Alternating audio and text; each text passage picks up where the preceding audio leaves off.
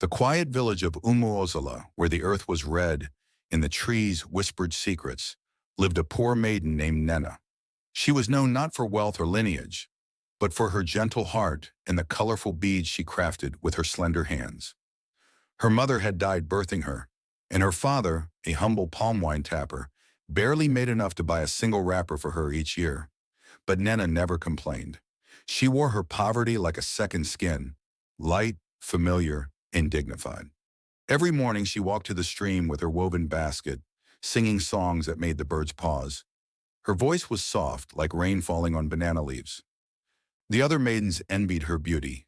Almond eyes, full lips, skin dark and luminous like freshly tilled soil, but scoffed at her rags and bare feet. One day, news spread like wildfire. Prince Obina, heir to the kingdom of Obuhia, would visit Umuozala in search of a sacred item said to bless a future king with wisdom. He was to choose a guide from among the village girls. The maidens lined up, dressed in coral beads and new wrappers, their eyes sparkling with ambition.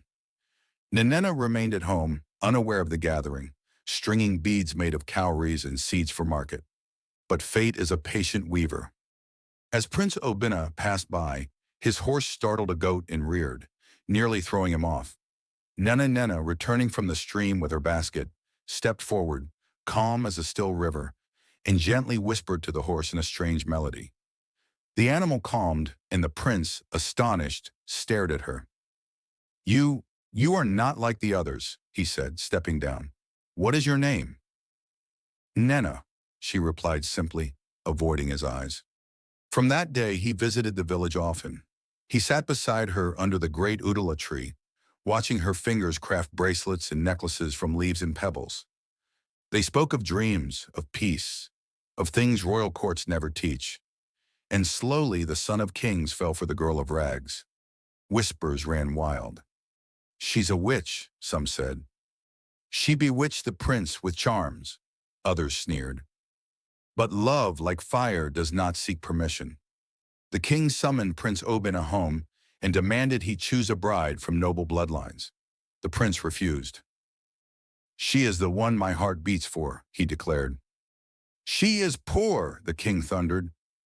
"She is rich in grace," the prince countered. An ultimatum was given. If Obina married Nnena, he would forfeit the throne. That night, Nnena visited him in secret beneath the moonlit baobab. "You must not lose your crown for me," she whispered. But Obina only placed one of her handmade beads into her palm. "This is my crown." They fled the next morning, not into exile, but into the deeper forest where Obina built a life with Nnena. Years passed, and a drought struck the land. The elders of Obuhia, desperate for wisdom and hope, came to the forest seeking the prince they once rejected. They found not a broken man, but a leader who had built a thriving village from nothing. A king who ruled with a woman whose hands still wove beads, whose heart healed wounds, and whose love taught even royalty how to be humble.